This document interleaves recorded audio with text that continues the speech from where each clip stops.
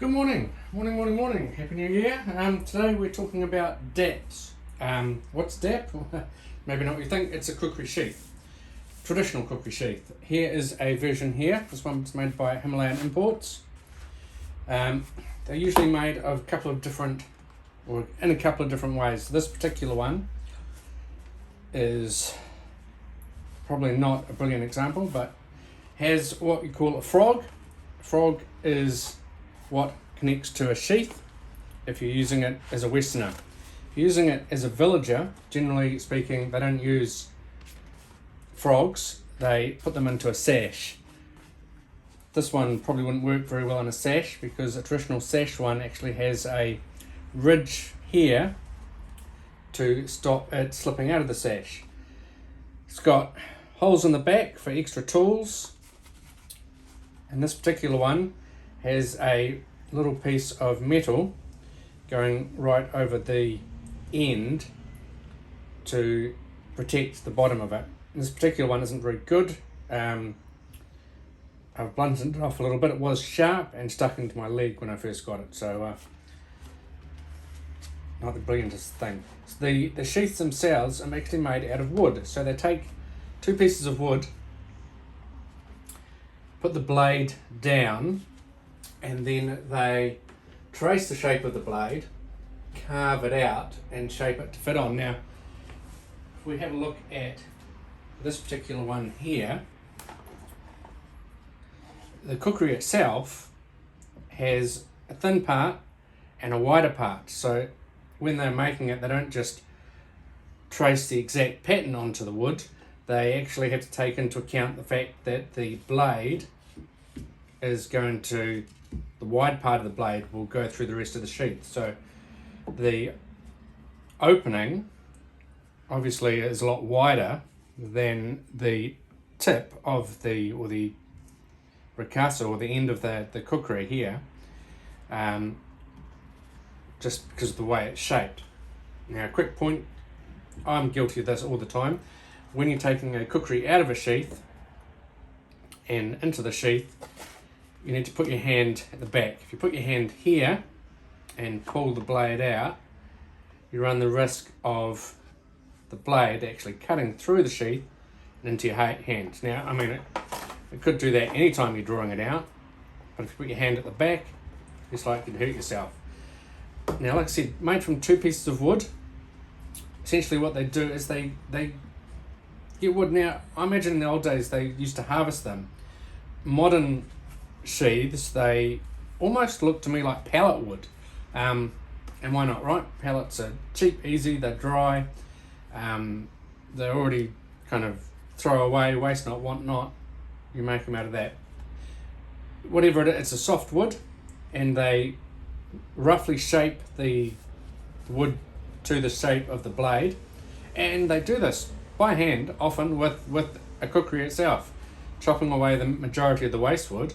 I've also seen them do it with a angle grinder, with a cutting blade on it, and just zip around the outside the shape they want, chop off the end, and then make some relief cuts into the wood before they carve out the shape of the blade inside. Once they've done that, they take some leather, or they glue the blade back together, and there's a lot of work done purely by hand, right? It's not all done by tools. It's majority of the work is done by hand, and so they carefully carve out. I think you can see it in there. Maybe if I hold it just right, you can kind of see the wood inside. So that they carve out the shape with a series of tools that look almost like chisels and Nepalese chisels, essentially. Here you can see the ridge I'm talking about. So this bit, military frog, they wouldn't use that. They'd just take this and put it into a sash, sort of, tuck it in, and that ridge stops it from falling all the way through. So your blade is encased and worn with a sash going around there middle like we wear a belt, keeping it in place. See, this one's a lot better. I don't know what you call this end bit, but that's smooth and rounded off, so it's not going to stick into your leg like the other one did. Now, most kukris that you buy, I buy on the internet, have come with the sheath pre-made. You just buy it and it's a standard sheath that comes with it. This one's nice, so it's got engraving on the end bit here, and the leather has actually got engravings as well. This is the Heritage Knives. Such a nice profile on that plate. Heritage Knives modern version, and it's got a little sheath where little blades like this go in, and that's the check mark. I've got to clean these up. They've got particularly rusty because I basically don't use them. And to be perfectly honest, storing a carbon steel blade in a wooden and leather sheath is not the smartest thing to do. Now, looking at a modern interpretation, this particular one obviously it's a crap material, but it's a good design for a modern Western style kukri, because it has this back opening which allows the blade to come out quite easily and go back in when it's dirty and lets you wash it out. The downside with it is this little keeper flops around, and when you're putting it back in, if you're not careful, it'd be quite easy to chop the thing in half. And this is just not a good fit as well. You can see where the blade fits. There's wasted material, and this sheath, I maintain, though I don't really have any proof, that it's not designed for this blade. I believe this sheath goes with another knife they make, and they just didn't get around to making it when they released this, and they just chucked it into this thing here. So even there, you've got to be quite careful about getting everything back into shape. Now, Kailash blades that I've bought a few of their knives, as you know, their sheath has a little leather loop down the end there, which I always kind of wondered about, because some of them have metal which seem to give better protection, and these guys do leather loops. Here's another one on this one, little leather loop, and the first one I got from theirs also has a leather loop. This one's quite well made. It's a lot thicker than some of the other ones. And I kind of did wonder what that was, and then when they sent me this one, they put a little tie through it, so I guess that's just a way of strap to your leg or something like that. The frogs on these ones, they tend not to come off. I don't know if it's just because they've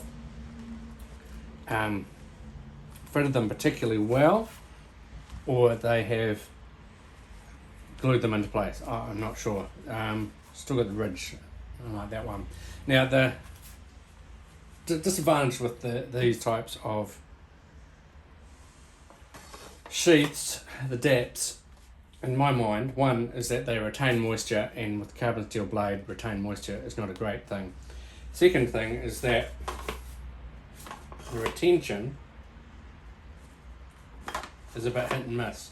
Now, obviously, if you're walking this way, I mean, you don't strap a kukri upside down, but the retention is a bit hit and miss on some of them. That one, you can see it basically kind of wants to jump out.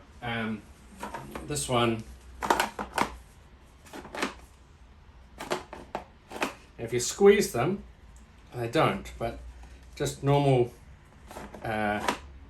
retention is not great. Now you can actually fix that.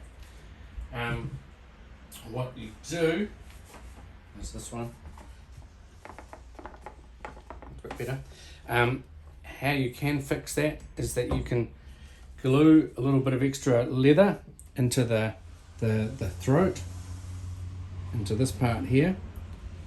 And I think this one's actually had that done, because you can feel, you can see, you can just see it in there. It's not done by me, it must have been done in the shop. And that just gives it a little bit more bite. This one's quite thick compared to some of them, and slightly different shape in that it's got a hollow here, and most of them are flat. But making of the dap, bit of retention. I'll show what the little bit of leather does. The making of that dap is kind of an art in and of itself. Most of the kukri manufacturers don't make their own daps. There's someone else that makes them. Now, this one does come loose after a bit of shaking, but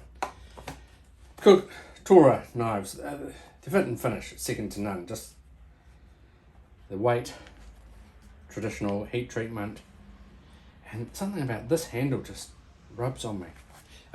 But yeah, they just like all their work, fantastic looking and fitting and feeling, just could be better in the usage, in my opinion.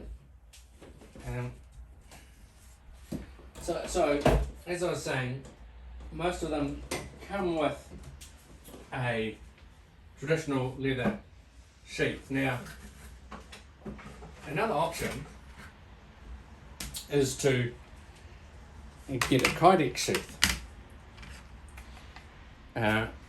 So kydex is a thermoformable plastic without a memory, meaning that you heat it, you put it to the shape it's going to go to, and it will just maintain that shape.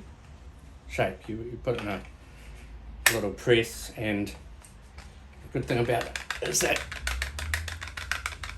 made properly, it's not coming out. You can wash them out if they get gunge in them. They're impervious to staining, impervious to chemicals. You can pour blood, you can pour water, you can put all sorts of stuff on them. What you can't do is get them too hot.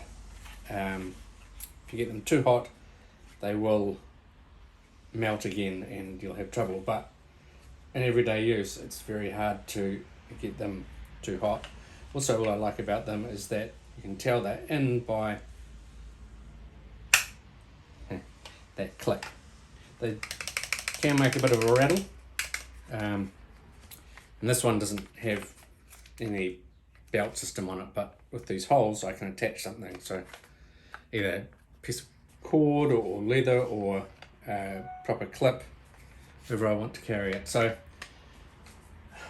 can you get kydex daps? You can, and they're not cheap. You can send it off to a custom maker. The guys at Kylesh Blades will actually make one for you, or you can just buy a piece of kydex, which is what I have done, and make your own sheaths. Why haven't I done that for my kukris? It's because I'm still working out which one I really want to take and carry. Once I have determined exactly which one I want, then at that point I'm going to choose which one I keep, and I will get a kydex sheath or make a kydex sheath for it. The kydex is just a better option. It doesn't hold moisture, doesn't run the risk of cutting yourself when you're putting it through, and as well as cutting yourself there, when you're putting the knife back in, I've heard tale of some people pushing through the back end, and that's because these two bits of wood have got a teeny little seam. They're glued, and then wrapped in the leather, which is sewn on and stretched to place. So all that's holding it together is a very teeny little bit of wood, teeny little bit of glue, and then the leather on the outside. So sometimes they're stitched, and I've seen them kind of be wrapped in steel wire and stuff, possibly to repair them. Also seen them wrapped in, duct tape and stuff. So that's the dap, and that's the reason I get mine traditional dap is partly the tradition and partly because it's free essentially. You order a knife and it comes with that dap. You can upgrade in some places like Kailash blades, they let you upgrade to a different sort. That one is just the standard one, and in some shops it just, like my Torah, that Kydex isn't an option. And if that had been the knife I wanted to keep, and it's not, probably won't get rid of it, but it's not the knife I will have as a user, I would have made a Kydex sheath for that, but it's not. And so Kydex is something I will eventually get for one of my knives, one of the kukris, but I haven't decided which one. I'm still enjoying using all of them and playing with all of them, and I haven't determined which one I'm going to keep. So that is the dap. Cheers, guys.